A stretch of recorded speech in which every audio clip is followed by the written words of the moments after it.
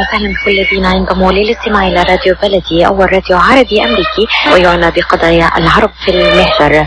برامجنا في راديو بلدي كل يوم جمعة من 8 وحتى 9 صباحا مع ليلى الحسيني في بث حي ومباشر عبر WNZK راديو 690 AM. صباح الخير بلدي، صباح الخير لكل مستمعينا. Welcome to Radio Baladi, the first Arab, Middle Eastern and American simulcast radio show. Radio Baladi is broadcast every Friday morning on WNZK 690 AM from 8 until 9 Eastern Time on Good Morning Michigan with Layla Al-Husseini. Our call-in number 248-557-3300. And now, stay tuned for the best radio talk show on Arab and American issues with your host, Layla Al-Husseini.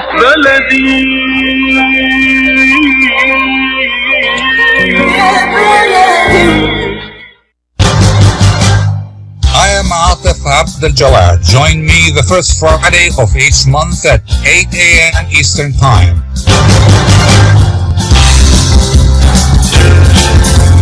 I will be discussing some of the most important issues and events in the Middle East live on America's Voice of the Arabs.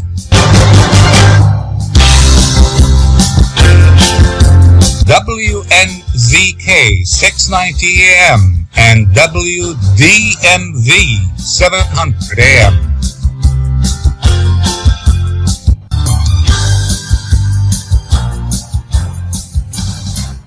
Good morning. In August, the military and protesters in the Sudan signed a constitutional declaration which paved the way for a transitional government to run the country until an election is held. There have been months of turbulence, including the deaths of dozens and dozens of protesters. Yesterday, a cabinet was declared. The opposition hopes the new appointments will usher in an end to military rule. The crisis began with protests at the end of last year, which led to the ousting of Omar al-Bashir after 30 years of authoritarian rule. But given the history of the Sudan and the destiny of the so-called Arab Spring, can we hope that Sudan is heading finally, to a real democracy? To discuss Sudan's transition to civilian rule, we have a group of distinguished guests. Dr. Marwa Gibril, a physician, Darfuri, Sudanese activist, and a member of the Sudan's Doctors Union. We have with us Ms. Fatima Gazali, a U.S.-based journalist. And we have Dr. Mohamed Doudi, the former president of the Umma party in the U.S. And from Sudan, directly, we have Dr. Alrashid Mohammed Ibrahim, professor of political science at the Global Relations Center. Before we start our discussion, I would like to ask our audience who would like to either ask a question or to participate by a comment, please call us on 248-557-3300. That's 248-557-3300. We have with us two ladies, Sudanese ladies, and I must mention that the cabinet yesterday included the appointment of a foreign minister, a female foreign minister, maybe the first time ever in the history of Sudan, but maybe in the entire Arab League nations. So let me turn to Dr. Marwa Gibril. Is that enough, Dr. Gibril? Thank you very much for having me. It's my pleasure to be in your show. I think the representation of women in the recent cabinet is a step forward. Sudan has long been a country, I would say, since independence, where we see a lot of women in a very high position, like being in the Supreme Court of Justice. However, of course, over the last 30 years of the al-Bashir al-Inqaz regime, women were targeted, oppressed, and we see the most brutal attacks and systemic oppression was targeted to women. Women in this revolution, they were at the forefront, they led the protest, and they were hand in hand and step by step with their counterparts and played a very important role in the current transition. We hope and that will be more and fairer representation of women in the cabinet and in all levels of government as well as civil society representing the role that women played. I think it's a step forward that we see for women in the cabinet that was announced yesterday, but I think it's a long way to go in terms of rules, laws that still remain from the former regime. Dr. Ms. Fatima Gazali, you have been following the events in Sudan naturally, and can you tell us about how much of a role did Sudanese women in general participated in the uprising? Thank you, Dr. Atef Abdel Gawad, to have me. I think that the role of the woman in Sudan started before this revolution because I'm part of the membership of the women group who call that the Women Against Oppression. Really, I think that the women, Sudanese women, play good roles in the Sudan because they started protesters and started fighting the government before this revolution, because the women all times targeting from the government by law, many laws you wake abuse for women. That's why the role of the woman in this revolution is very, very, very important. The women provided sacrifices, tortured, arrested, and killed some women. We know the Sudanese woman is strong. I think that's strong than everyone in Sudan, because the number of the women in this revolution more than the men. This is a fact. We know that Sudanese women is affected more by the old regime, targeted, arrested and tortured. That's why the women played a very important role in this revolution. And right now, I think also the women are going on to rebuild the Sudan and to create democratic regime and to share the leaders and the cabinet, because the women, Sudanese women, have history about how to share in the government since 1964. That the first woman in the Middle East and in the Africa participating in the parliament called Fatima Ibrahim. That means we have history about share the government or playing good role in the government of Sudan. Right now, okay, we have... Ms. Fatma, we're going to discuss all those points a little later, but let me turn to Mr. Mohamed Doudi, who is the former president of the Umma party based here in the U.S. Mr. Doudi, the cabinet that was announced yesterday included two ministers who were selected by the military. The first one is General Jamal Omar for the Defense Department, and then for the Interior Department, Mr. Idris Al-Tarifi. Now, how significant? Is it any indication that this is a civilian cabinet indeed? Thank you, Doctor, for having me. Yes, it is. In Sudan, if we follow the second and the first uprising, especially the second uprising in 1985, when we overthrew the regime of Numeri, we tended to work softly or gradually in Sudan. This is our habit and this is our culture. Always, when the uprising arises and the people are mobilizing in the streets, the military at the end joins the masses and they protect them and they become part of the change. Here is the same. Even in this chapter, in this transitional government, the formation is more better than the one that in 1985. If we just make a comparison, in 1985, we have the military council is 100% military, whereas the former President Suwar al-Dahab, may God rest his soul in peace. And he is the head with the military of the defense minister and the interior ministers. They're all part of that military council. And we have a civilian-led government by Al-Jazul of Allah. Here we have right now, we have the Supreme Councils where the majority are civilians and 5 are military. And even after 18 months, the president of the Supreme Council is going to be a civilian. Yes, it is a coalition between those two very important vitals for our stability, the military and the civilians, because the deep state is still rooted in the governments. So we need stability in Sudan. And I applaud the formation of this new government, new transitions.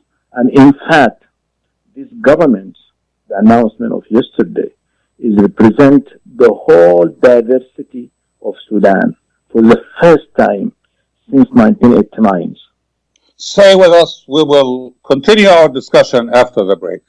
Life is a non-profit charity that's provided humanitarian aid and development to people and communities for over 25 years, regardless of race, color, religion, or cultural background. When disaster occurs here or around the world, Life for Relief and Development rushes in to provide food, medical aid, and shelter to those in need. Please help improve these efforts. Make your tax-deductible donation to Life now at lifeusa.org or call 248-424-7493. Kushat's Mediterranean Market and Shish Kebab offers a great array of your favorite Mediterranean meals. Meals range from lamb specialties, shawarma sandwiches, seafood dinners, and they offer special big trays of your favorite food, plus much more. Kushat's Mediterranean Market and Shish Kebab address is 32839 Northwestern Highway in Farmington Hills. Their phone number is 248-538-9552. That number again is 248-538-9552. And the supermarket is open from 8 a.m. to 9 p.m. Kushat's Mediterranean Market and Shish Kebab will definitely leave you satisfied. Are you going to start a restaurant or grocery store soon? Do you need floor plans and designs? Call Naji Abood at 734-744-9796. Do you want to buy kitchen and restaurant equipment at discount prices? Call Naji Abood now, 734-744-9796. New Concept Products and Design, the trademark of kitchen equipment. 5% discount on all purchases of $75,000 or more. New Concept Products and Design, new location, 31185 Schoolcraft in Livonia. Learn more at www.newconceptproducts.com.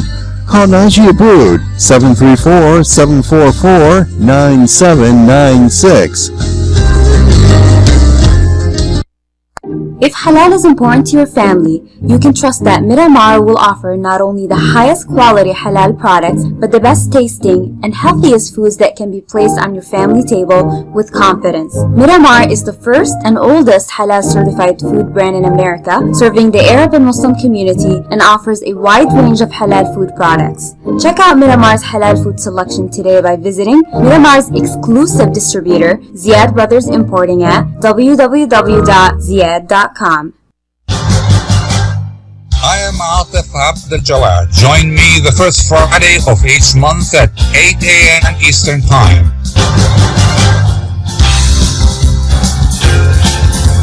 I will be discussing some of the most important issues and events in the Middle East live on America's Voice of the Arabs.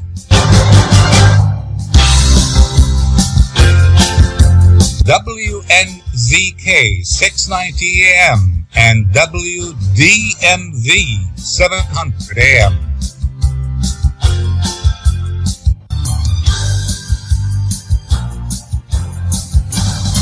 Welcome back to our discussion on Radio Baladi. We are talking about the situation, developments in the Sudan, and we have with us Dr. Marwa Gibril, journalist Fatima Gazali, and Mr.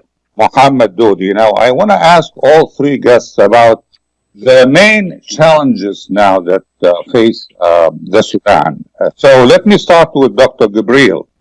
Sudan is facing major challenges in the next, I would say, a few years to come, but mainly in the transitional period. The peace being the most important and the priority when we think about challenges. Sudan is a country that ravaged by war for many decades. And as you know, that al-Bashir is indicted by the ICC for committing crimes of genocide, human rights violations in Darfur, as well as there is ongoing wars in Blue Nile and Nuba Mountains and many areas in Sudan.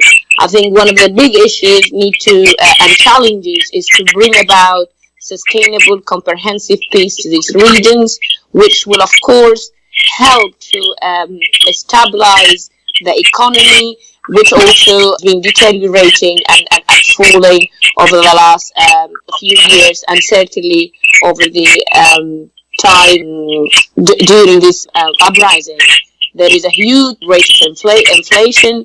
There is difficulty in maintaining day-to-day bread, fuels, and in Sudan at the moment. And I think that will be one of the main challenges to overcome over the next few months and years.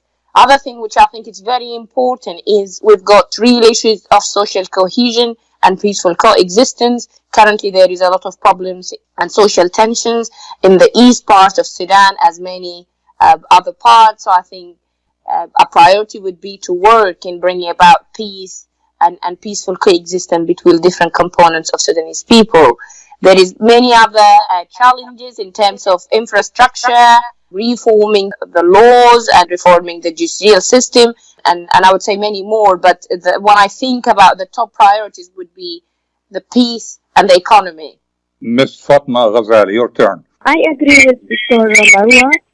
We need a peace building, peacemaking, peace building, and also we have many challenges like the Sudanese all this in this period, like 30 years ago, like Sudanese lack of the social service, like the good education and health, and also we have like economic crisis supposed to address this problem because the Sudanese like they have many hopes about the new Sudan, provided them the good life. And you know, the Sudanese expected more about the policies of the old regime. We need to fight against the corruption, the behavior of corruption in the Sudan also. Also, we need to sort the rebuilding the confidence between Sudanese people, Sudanese community after a huge war in 3 areas, Darfur and Blue Nile and Nuba Mountain. Like we know that in the past, the Sudanese people like suffering a lot about the loss of confidence between them. I think that the new leaders, professional leaders or political leaders in the cabinet, they have many challenges supposed to address all these issues: the economic crisis, the peace and war, and the provided social services, and rebuild the confidence between the Sudanese. Now the old regime left like behind it like many problems. We have to resolve it. I think that the Sudanese people give the new cabinet confidence to rebuild this building after 30 years. I think that very important to put the issue in hand and to address, and all the Sudanese people supposed to share to rebuild the Sudan. We Sudanese people like suffering a lot. Thank you, Ms. Ghazali. Let me turn to Mr. Mohamed Doudi. Now we have a group of challenges, problems in social peace, the economy, corruption. What do you add, Mr. Doudi? Thank you again for giving me the chance. The most challenges that the new government or the cabinets will face is the day-to-day, to sustain or improve the day-to-day living of the masses because the economic conditions are very, very bad. Inflation is very high. And also, this is, if I have to put it in order, number one is to have peace. Why peace? Because we have different factions at war, and the split and the unity of the rebels who are holding guns right now, it is very difficult. If we have one group, that it will be easy, but we have a lot of groups of the rebels who are holding guns and fighting against the governments. Mr. Doudi, who is fighting who? Can you explain to us? The fighting, we have people fighting in Eastern Sudan, in not Eastern, in Nuba Mountains, in Blue Nile, and in Darfur. We have maybe 4 or 5 people who are fighting. And the main groups who are holding the biggest faction that holding the guns and fighting against the government is the SPLA, and that part of the big SPLA, when they split from Southern Sudan, unfortunately they split among themselves 2 years ago, which is making it very hard. Mr. Doudi, those groups, are they supported or financed by any external governments or countries, or are they just working on their own? You know that it is, I myself, one of the times, like in the early 80s, I supported my party, Umma party. We bear arms in the beginning of the coup in 1989, 1990s. But, like any rebel groups who are holding guns against the government, they have their friends to supply them with the guns and with refuge and with shelter. And what SPLA knows is not an exception. And also, some of the 3 Darfurians, main factions also, they are splitters, especially like 2 of them, like Abdul Wahid and Manni. They used to be the same one groups, and they split a few years ago. So this is the main challenge. But the good news is that Dr. Hamdok, he's a friend of mine, and he knows those people very, very well, and he communicated with them, and we hope, inshallah, that a peace will going to be achievable or achieved in the near future. And this is the number one priority, because according to the latest budget of Sudan, so maybe more than 40 or 50% of our resources going to the war. If we stop that chunk of money and took it towards improving the life of the Sudanese masses and development of infrastructure, Sudan will going to be one of the big countries in the region. When we come back after the break, I'm going to ask Dr. Marwa Gibril about issues of national identity after the break. When you're looking for the best in optical care, Dr. Imad Nakash is your doctor to see. With years of experience and thousands of successful procedures performed, you can trust your eyes to Dr. Imad Nakash. See Dr. Imad Nakash and his professional staff for your eye care needs. There's 2 locations to serve you. In Hazel Park, call 248-336-3937. 248-336-3937. In Rochester Hills, call 248-299-3937. That's 248-299-3937. The Rama Relief Foundation provides humanitarian aid into areas inside of war-torn Syria, as well as aid to the refugees who have fled to the neighboring countries in the Middle East. The foundation offers food baskets, container shipment, mental health, education, soup kitchens, and more. Go to ramarelief.org or call 248-990-4247. Any donation amount made to Rama will go to sustaining many lives. Call now 248-990-4247. When it comes to reproductive medicine, IVF Michigan Fertility Centers are the recognized leaders. With locations in Bloomfield Hills and 5 other cities in Michigan and Ohio, IVF has experts in all aspects of the field. As a founding member of IVF Michigan Fertility Centers, Dr. Nicholas Shama is one of the leading reproductive endocrinologists in Michigan and Ohio. Dr. Shama has performed over 10,000 IVF cases and has helped thousands of couples fulfill their dreams of parenthood. American board certified in both obstetrics obstetrics and gynecology and reproductive endocrinology and infertility, Dr. Nicholas Shama is a very caring, compassionate, expert physician that understands not only the medical but also the emotional toil of infertility on his patients. When it's time, get personalized care from Dr. Nicholas Shama at IVF Michigan Fertility Centers in Michigan and Ohio. Call toll-free 855-952-9600, 855-952-9600. I am Atef Abdel Gawad. Join me the first Friday of each month at 8 a.m. Eastern Time.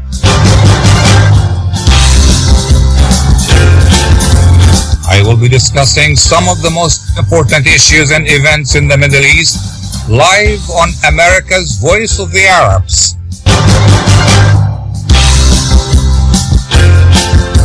WNZK 690 AM and WDMV 700 AM.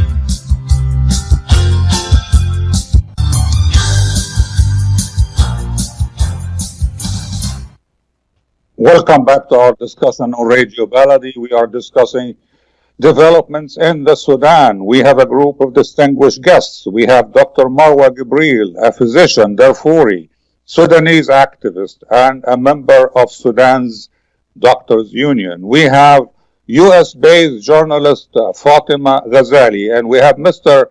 Mohamed Doudi, the former president of the Umma party, based in the U.S. Now, we lost connection with another guest directly from Sudan, Mr. Alrashid Mohammed Ibrahim, so we will continue our discussion without Dr. Ibrahim. Let me turn now to Dr. Marwa Gibril. Before we went on the air, Dr. Gibril, you and I discussed the issue of national identity in the Sudan. So explain to us. As you can see even from the comments of my colleagues, is that we see when it comes to other, conflicted areas or armed groups that have been fighting the government or the previous regime for many years, is that there is a clear kind of disliking to these these groups and overlooking or trying to avoid understanding the main issues why this group went out and carried out in the first place. Sudan is a country that is very diverse, and unfortunately over the decades, and I would say daily since the independence, we didn't see that there is a celebration, and the diversity was not well run or celebrated or administered. We see that there is certain group and component of Sudanese people are kept the power in their hands. They run the country for many years in unfair and unjust way to the other components of the Sudanese people. A lot of Sudanese, and I call them Sudanese because they are genuine components of the country. They don't see their culture represented. They don't see themselves as well as their heritage is celebrated by the other part of the country. I think there is a real issue of identity. I call it crisis in Sudan, but I think it is likely, and I can dare to say, the main cause of the conflicts that we had in Sudan and the cause of wars and conflicts in different parts. Sudan, unfortunately, up until now, at the time that we speak, the peace remains a talk of politicians.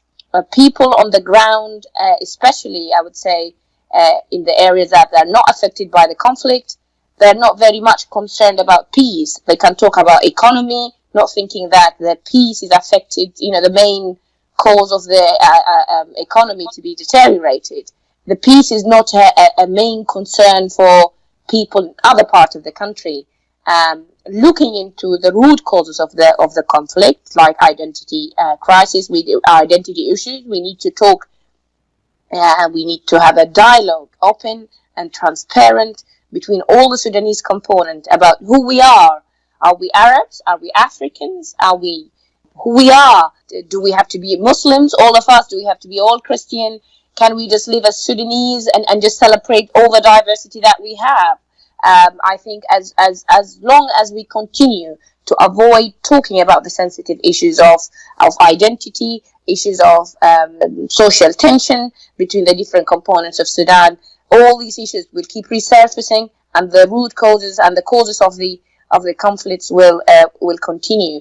I think it's the best time for us now to start to talk about an open, a transparent, a serious dialogue between all the components of Sudanese people about how we can move the country forward through building a nation, building a united Sudanese nation, while we're celebrating all our differences and diversities, respecting one another, and thinking about a true peaceful coexistence. And this is what I hope that we will see in the coming days, that people are really keen to look into the root causes of the problem, rather than brushing it under the carpet and trying to bypass it to talking about the economy or talking about how we can have a prosperous Sudan without addressing the root causes of conflicts that the Sudan suffered for many decades.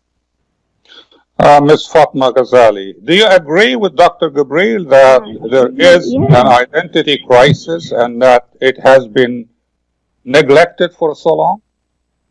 Yes, I agree with Dr. Marwa. The main cause of the conflict in Sudan is ethnic conflict, because the old government, national government in Sudan, before in GAF2, the Sudanese people like divided between the two classes, like first class and second class. The classes divided according to the ethnic, because we are looking the wars in the Sudan. We found out that the areas affected by the war, like the African areas, like people who thought about themselves like African, in Darfur, Blue Nile, the mountain. Right now, we have to start the new period to discuss about the identity. Some Sudanese, they saw themselves as Arab. Some Sudanese saw themselves as African. But we have to discuss who we are. And just as Sudanese are African or Arab, we have to discuss this issue, because, in Sudan, when so that the Sudanese sometimes make a big wall between them about just for the ethnic. Some people saw themselves better than others because they are Arab. Other people are African. We have to negotiate. We have to discuss. We have to make a dialogue about what the important things supposed to address about the identity, how to respect others. Because, in all this period from the independence of Sudan, the African area suffering a lot. When you saw the system of the government, you found out that's why the war in the area in Darfur and Blue Nile and the mountain. The identity, I think that the main cause of the problems in Sudan. Some people try to hide this problem. That right now the revolution in December give us a big chance to discuss about any issues, especially identity. I agree with Dr. Marwa. Some people don't concern about the war in the area. Don't concern about the peace. I think that the peace, the first issue supposed to address right now, because all the areas in Darfur or Blue Nile or the mountain, this is areas support the Sudan because when you need to speak about the agriculture, immediately to look for Darfur or Kurdistan or Blue Nile. I think that the war affected in the economic situation, because after the war we saw the Sudanese economic decrease every day. the main, I think that important thing, identity let us like divided between two countries, Sudan and South Sudan. Why the South Sudan like separate? Why the southern people like go apart from us? Because like some people, some Sudanese looking at them like the African, like a second class. This is issues we have to discuss right now. I think that the good chance, we have nice opportunity to open our mind and discuss about these issues. Okay, let me ask Mr. Mohamed Doudi. Any comment? Is there an identity crisis in Sudan? No, I disagree with them totally. We don't have an identity crisis. We have an issue from independence or pre-independence we call marginalization. We have, let me put it in an Arabic term, al-markaz wal-hamish. This is the main problem of Sudan because, you know, like if you look at the map or the demographic of Sudan, even the people who are from up north, they are not Arabs. The Nagla, they are the most people who rule Sudan since independence.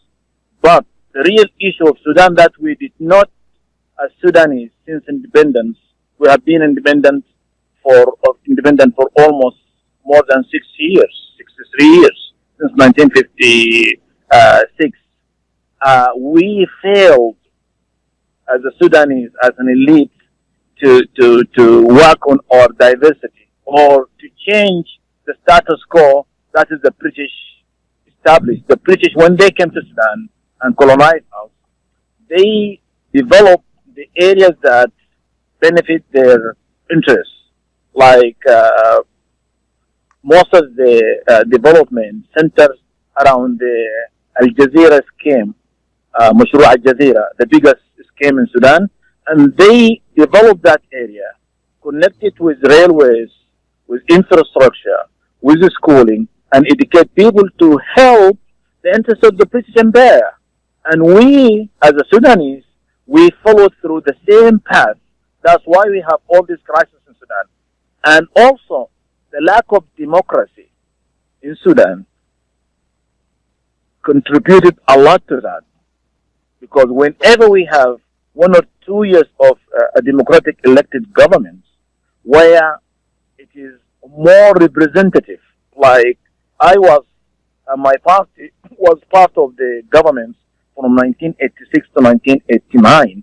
We have the most diverse governments in Sudan at that time, and government that represents most of the people of Sudan.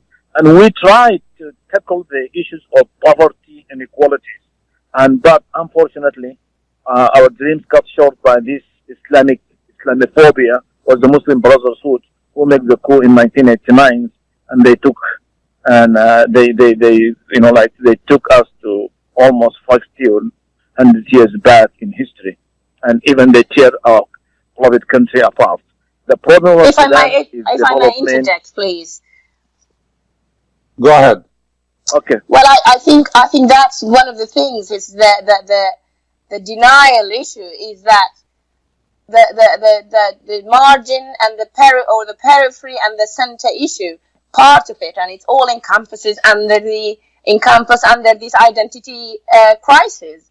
We see that people in the periphery are more from a certain identities and certain ethnicities, and the people who ruled the country for many years since the independence are from other ethnicities that they think there should be more closer to Arab nation. They have these strong desire to Arabize the country, to Islamize the country, and to force the agenda of Arabization. So this is the point. It is a multifaceted issue. I'm not saying it is only identity crisis. I think the margin and the periphery issue and the marginalization, it comes under the identity crisis issue. So they are all encompassed.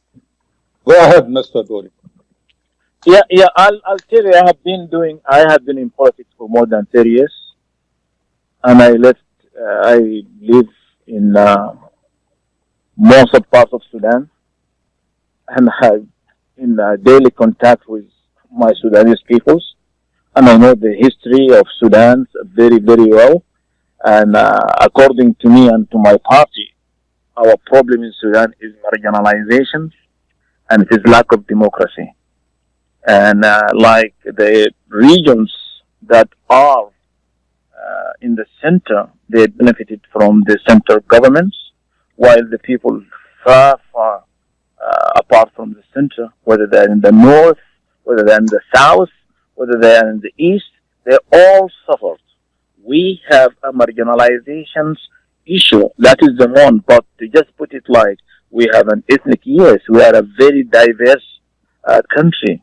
We are indeed, and diversity is good. But if you look at the political map, like most of the people who are ruling us, and this is a fact, from northern Sudan, they are Nubians. They have nothing to do with the Arabs. We have a lot of Arabs, even right now, the people that in Darfur, there is a lot of Arabs. We have the people in South Kordofan. Most of my people, they are fighting themselves, and they are Arab nomads. You find the same tribes, the same ethnic groups, they are fighting against themselves. Why? Because of the center, like a monopoly of the political resources and power. And they're using against the marginalized people. It is a marginalization. People have been marginalized in most of the Sudan because of lack of education and lack of resources. And we hope this new government or new era of democracy establish a fair society where everybody in Sudan get its share. And I believe, and we have to applaud the appointment of the new government cabinet.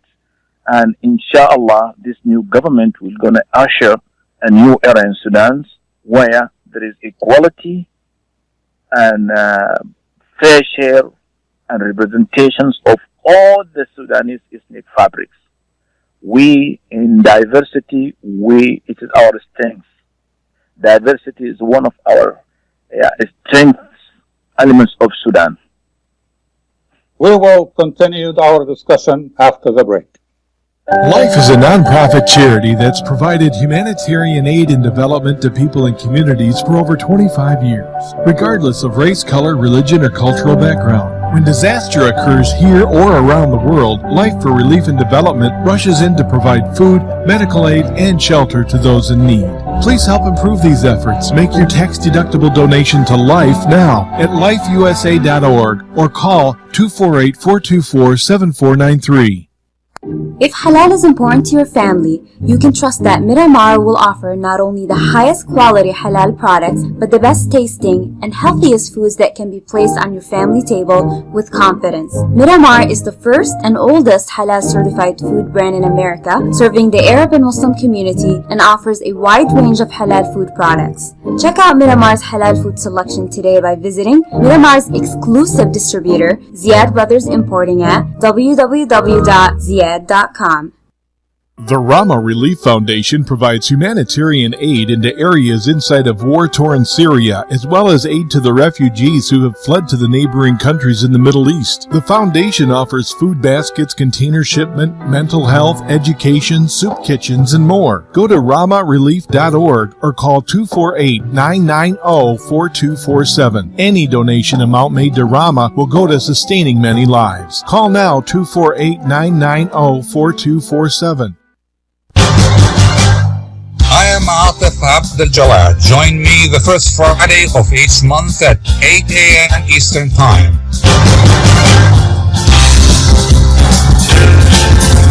I will be discussing some of the most important issues and events in the Middle East live on America's Voice of the Arabs.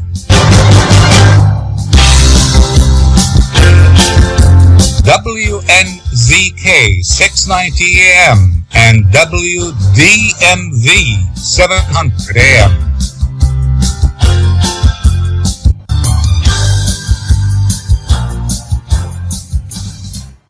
Welcome back to our discussion on Radio Baladi. We are discussing the developments in the Sudan, and we have a group of distinguished guests. We have Mr. Mohamed Doudi, we have journalist Fatima Gazali, and we have Dr. Marwa Gibril. My question now is about external threats, and my question goes to Ms. Fatima Gazali.